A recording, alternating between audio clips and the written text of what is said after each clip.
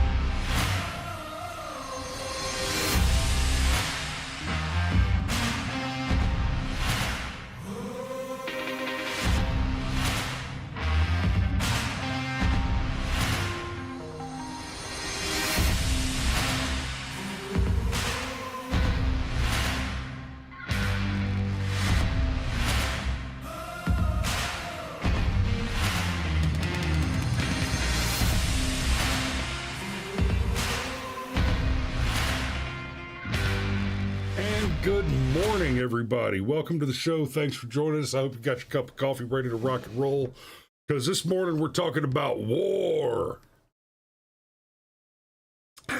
Y'all saw the thumbnail. The thumbnail asks this question: when is a protest not a protest? Right? So that's a good question.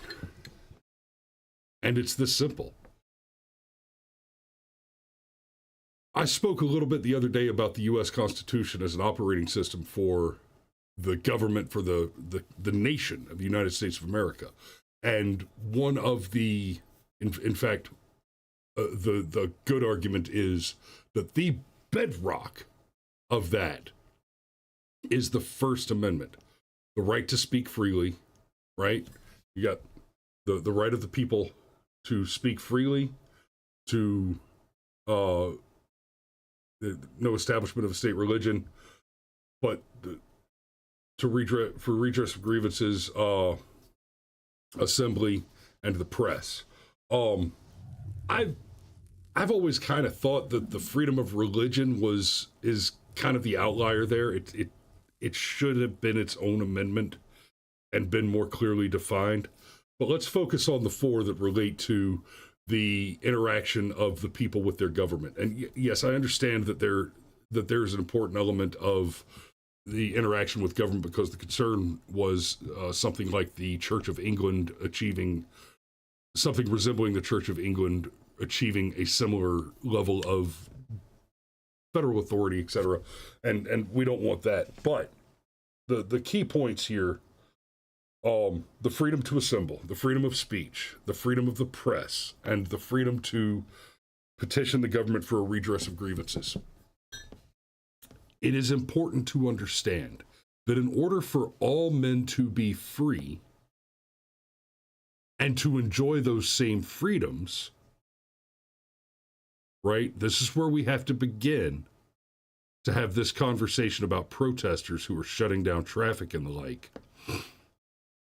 In order for all men to enjoy that freedom equally, Your freedom ends at the end of my nose. Right? Your freedom ends at the end of your fist. It ends at the end of my nose. Which is to say that if you enjoying your liberty interrupts me enjoying my liberty, we have a problem. Now, understand the First Amendment is a little different than the Second Amendment, right? The Second Amendment says that the right to keep and bear arms shall not be infringed, right? No qualifiers, no caveats, period. It's an absolute right in which the government has absolutely, without exception, no authority whatsoever. The First Amendment says that the Congress shall make no law which abridges, right? So there is an argument to be had that state governments can do things to your freedom of speech that the federal government is explicitly forbidden from doing. And we do have rules which restrict the freedom of speech, but the courts have been very clear that those rules must represent a significant government interest, a significant public interest. They must be categorizable as reasonable time, place, and manner restrictions. And they must, above all, be content neutral. Right? So if you want to say that there is a rule, a policy, or a law that says you can't play an electric guitar in the rotunda of your state capitol building during session, that law cannot say Kid Rock can't play the guitar, can't play the electric guitar there, right? But Beyonce can go and have a concert because one set of politics is tolerable and the other is not, right? It cannot say that Kid Rock is super patriotic and loves America, so he gets to play a guitar in the rotunda, but no Nazis. Well, no. If Kid Rock can play his guitar in the rotunda, then so can the extreme leftists, National Socialists. So can they. What we saw this week, all day yesterday, in fact, Sunday, well, yesterday as well, but all across the country, pro-Palestinian, quote-unquote, protesters, and I put protesters in scare quotes here, and I'll get into that a little bit more and explain what I mean there, shut down American commerce and travel. You've all heard about the evil January 6th insurrectionists. That was not an insurrection. And yes, there's a reason I'm bringing this up right now. Like, one of the claims by the left is this, that Donald Trump on January 6th was somehow the leader of a group of people who took a coordinated and specific action. Let's assume, for the sake of argument for just a moment, that that claim is true. If that claim is true, then the facts under the law are these. On January 6th of 2021, Donald Trump was still the legitimately elected president of the United States of America. Now, that is not a claim about the legitimacy or illegitimacy of the 2020 election.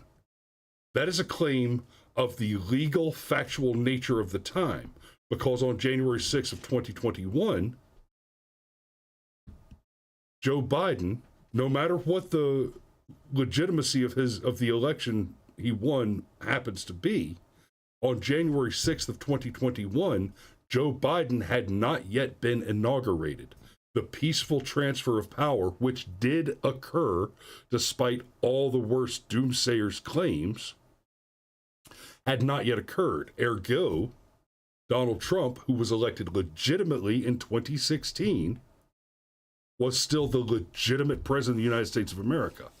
By definition, what an insurrection is the conduct of war by the local nationals of a sovereign state against the current legitimate power of the state. Which is to say that if it is the case that Donald Trump led a group of people to take an action on January 6th, then that action cannot, by legal definition, be an insurrection because it was conducted by the legitimate leader of the country at the time. Can't be an insurrection. Not possible. A similar argument could be made with regard to these protesters that are blocking bridges and airports and highways. If, and only if, one concedes to the claim that Joe Biden, personally and professionally, and in collusion or association with his own administration, are in league with, in charge of, or in any other way connected directly to these supporters, these protesters. And I would go so far as to say that that's actually a fair claim to make, insofar as Joe Biden and his voters and their ilk seem clearly to support the side of these pro-Hamas protesters. So let's talk about what that is a little bit. What are these protesters protesting for? There was the attack on the music festival in Israel last October, where the terrorist organization Hamas used gliders to fly into a music festival and murder a little over 1,000 Jews on the ground. And then, so basically what they did is akin to running into a crowd of people with a machine gun, mowing down as many people as you can shoot, and then throwing your gun on the ground and say, "I'm unarmed. Take me away. I don't want to fight anymore. I give up." They flew in, they murdered 1,000 and change, I think it was 1,300 total casualties, and then immediately started to demand a ceasefire. And let me be clear on that. No, fuck you. I mean, like, strategically, I've done this thing before, right? When I was still fighting, when I was still doing mixed martial arts, and even when I was in the Army and doing tournaments for our hand-to-hand combat training mechanism. One of my favorite things to do to an opponent was to let him get the first punch. Because I'm a big tough guy and I can take a punch. I used to love to get up to that line, put up my hands, but just not quite high enough, and just take one.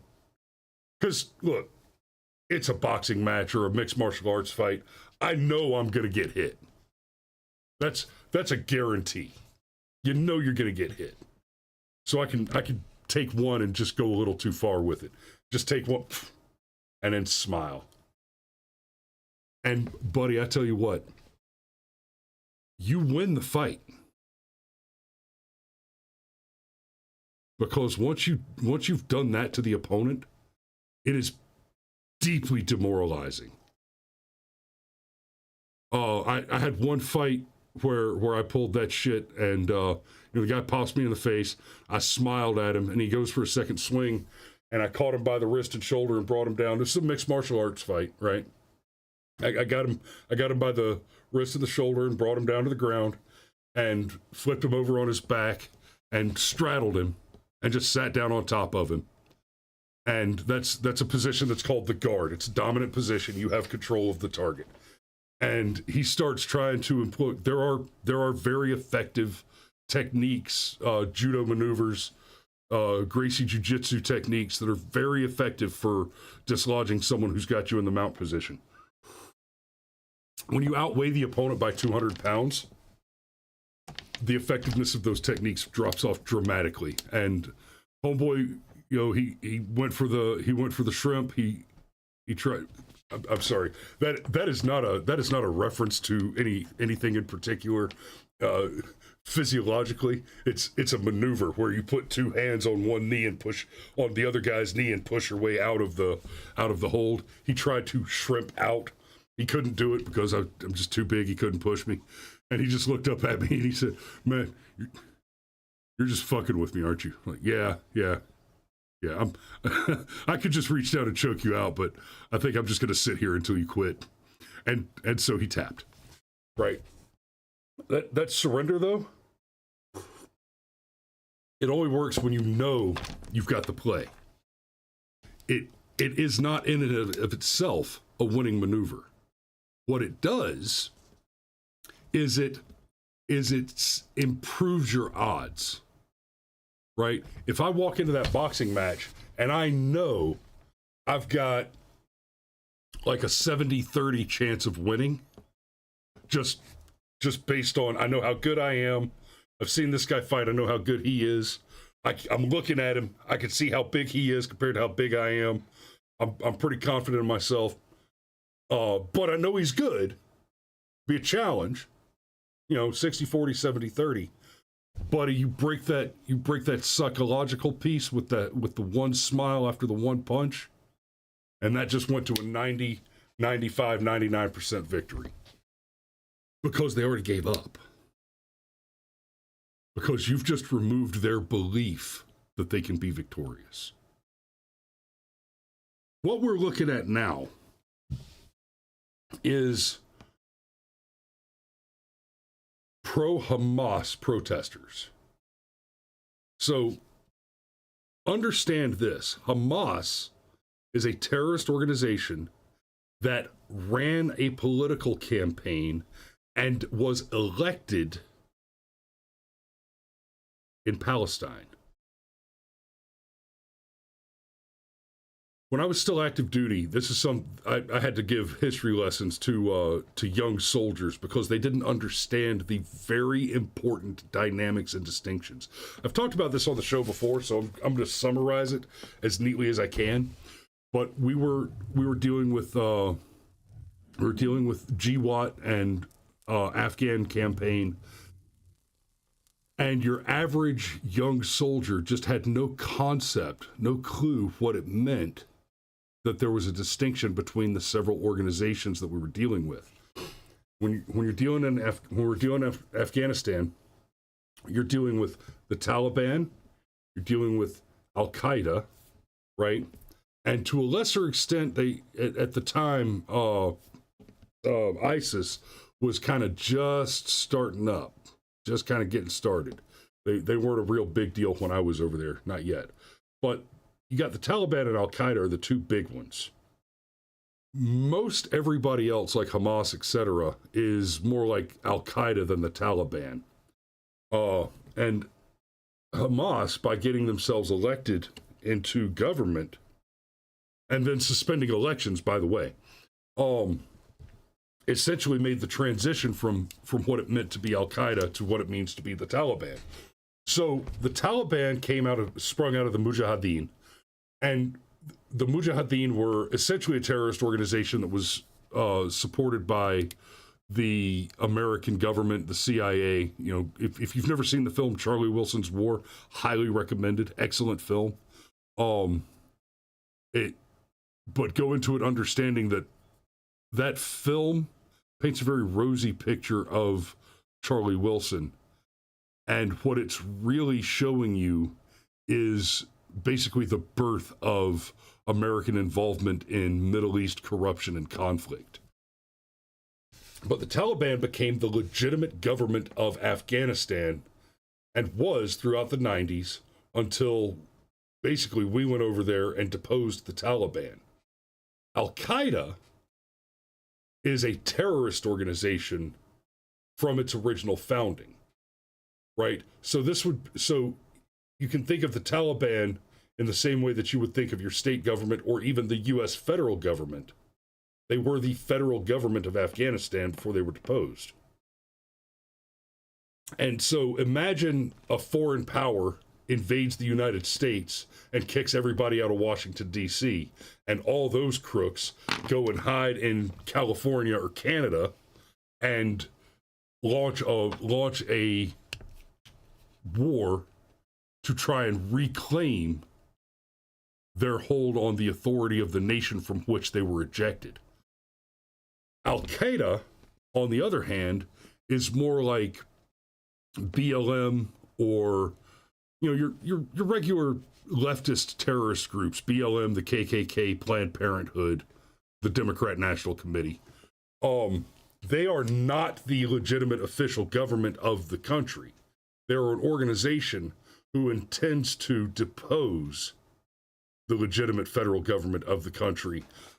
But unlike a foreign power entering to take over the country, here's the distinction. It is a group that is made up of the local nationals. Right? It's people who are native citizens of the country. Or in some way, in government, we have this term, U.S. persons. And a U.S. person isn't necessarily a U.S. citizen. They're a person who the U.S. has a particular interest in. So a U.S. citizen is a U.S. person. A U.S. resident alien with business abroad, even, is a U.S. person. A hostile foreign invader is not a U.S. person, by the way. A criminal alien, an illegal immigrant, an undocumented worker, those are not U.S. persons, and they are not afforded the same protections under the law as U.S. persons. That was a more important distinction before the FISA reauthorization. Fucking traitors. So, what we're looking at, a wave of pro-Palestinian protesters closes bridges, major roads across the U.S. This is not protest. These people, even if they are not directly engaged with Hamas and working directly for Hamas, they are de facto agents of a hostile foreign power conducting war against the United States of America. Even though we're talking about their connection to a foreign power, though, what we're talking about in theory, and I say in theory because so many of them are wearing masks and balaclavas and the like that identification is difficult. They're very well may just be straight up Hamas agents, actual just foreign terrorists involved in these protests. But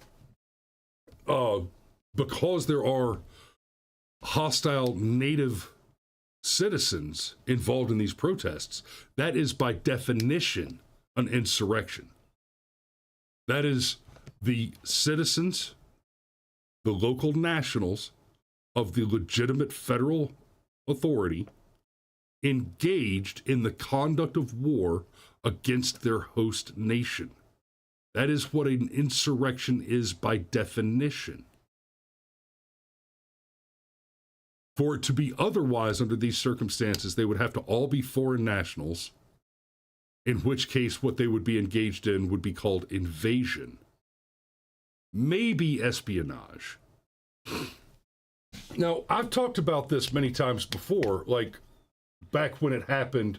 This is an older article, but it bears repeating because history rhymes. Ports shut down pledged by Occupy protesters despite union rejection. Occupy Wall Street protesters want to shut down ports up and down the West Coast on Monday in a bid to gum up the engines of global commerce. Sound familiar? Oh, demonstrators blocked roads, highways, and bridges across the country on Monday, snarling traffic and sparking arrests from coast to coast in what some activists declared to be a coordinated day of economic blockade to push leaders for a ceasefire in Gaza. That's important. Activists declared that this is an economic blockade. When we went into the Middle East, went into Iran, Iraq, etc., the first things we did is we took command, we shut down and destroyed bridges, roads. No tunnels. I mean, they dig a whole lot of tunnels, but they don't make them big enough to drive cars in because, well, technology. But that's what we just saw, is we just saw at the most generous native citizens who are sympathetic to a hostile foreign agent engage in the conduct of war against the United States of America by targeting for disruption infrastructure, transportation, and commerce. Now, let's assume, as we do, that they have the right to assemble peacefully. That's an important caveat there, peacefully. The right to petition the government for a redress of grievances, right to peacefully assemble, right to free speech. I don't think I could go so far as to say that what these people were doing would be in any way protected by the right of the press, with the exception of anyone on the ground using their phone to record and upload video from the protest. But I would say that that activity by itself is certainly divorced from the conduct of actually engaging in the protest, actually blocking the roads. But this article claims that there were several arrests made, and that's the wrong answer. These are not criminals. These are enemy combatants. These people are not breaking the law. They are conducting war.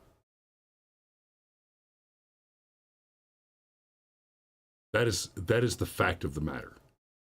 They are insurrectionists engaged in the conduct of war against the United States of America for the purpose of causing harm to her citizens and disrupting our constitutionally guaranteed liberty to speak, to move freely, to pursue happiness, to live. And they must be treated as such. One of the reasons that we see this happening, and here's where I'm going to talk about the Donald Trump trial situation a little bit before I wrap this up. One of the reasons we see this happening, like I said, wave of pro-Palestinian protests closes bridges, major roads across the U.S., right? That's an article from this week, from 2 days ago. Port shutdown pledged by Occupy protesters despite union rejection. This article is from the Seattle Times, and it's 15 years old. No, I don't want to sign up for your newsletter, shitburger. It originally published December 8th, 2011. So, 13 years old, right? That's, like I said, history rhymes. There were very few arrests, almost no prosecutions, and no one serving any serious jail time. Just a couple of months ago, there were some similar but much smaller protests. Shut down the bridges, arrests were made, and they were, and I think that one was on the Golden Gate Bridge as well. And the protesters were convicted and sentenced individually to 5 hours of community service. 5 hours of community service. That's not a consequence. And I would be deeply surprised. Like, I had somebody I know who got on the wrong side of the law, whose name I will not mention, who had a familiar relationship with somebody I know, whose name I will not mention. And the young person made a mistake, got in trouble, was sentenced to community service, and went to someone friendly, served that community service in a place where it was, she didn't end up picking up trash off the side of the road, but she could go work somewhere with family. But family worked in a government facility, and that was, so she didn't get out of it.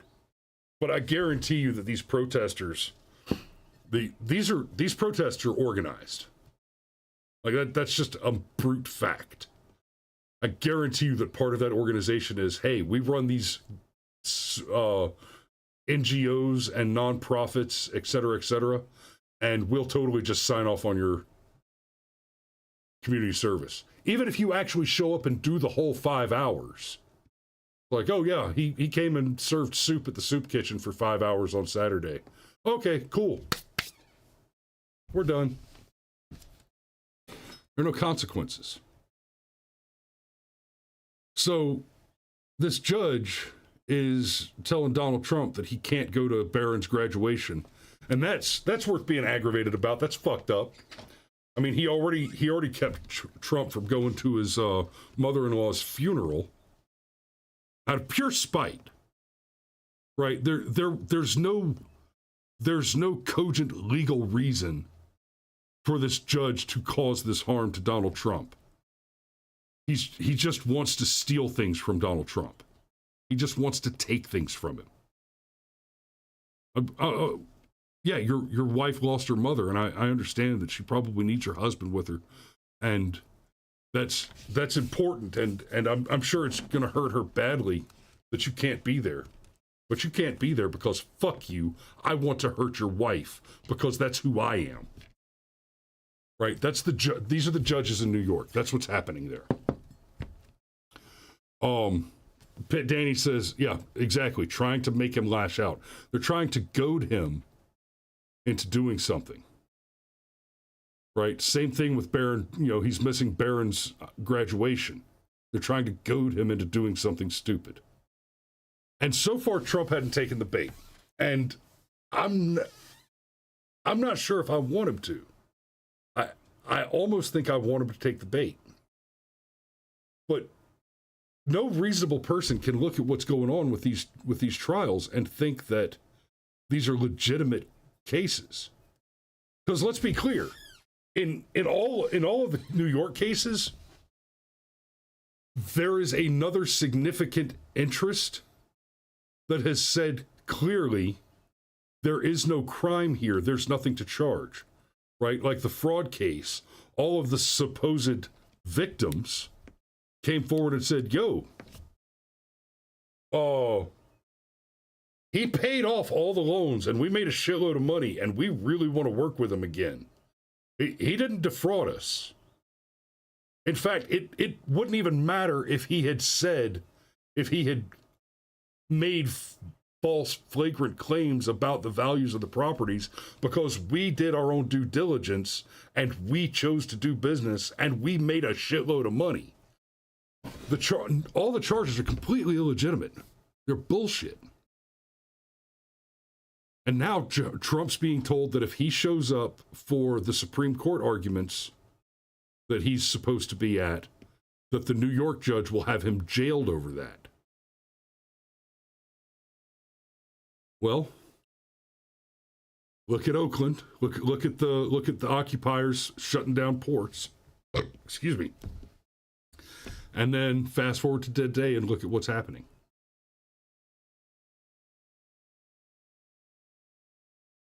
Donald Trump wins in November, and I think he will, right? I don't think there is a way that Donald Trump loses in November in a legitimate election, right? That's an important caveat. And I have the suspicion that Trump is going to win in November for two reasons. The 2020 steal was so blatant and obvious that no rational, intelligent person believes that the 2020 election was a legitimate, legal, lawful election. The second one, Joe Biden has fucked this country up so gratuitously. We saw how Barack Obama did it. He spent 8 years screwing up and then crying, oh, well, Bush just screwed everything up and I'm trying to fix it. Yeah, except we didn't have we have new problems.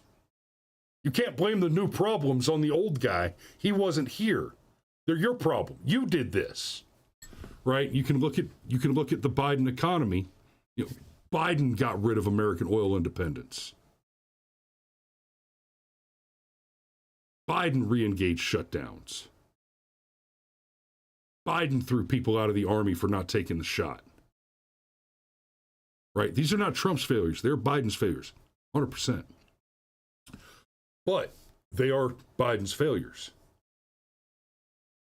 And the Democrats are looking at November and they're thinking Biden cannot continue to be the president and he cannot win on his own. We can't afford to steal it because it was so obvious the last time we stole it. We'll get double extra caught.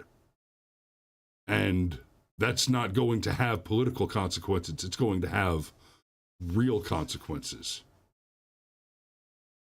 But if we let Trump win in November, then in 4 years, we can blame all the problems on him again.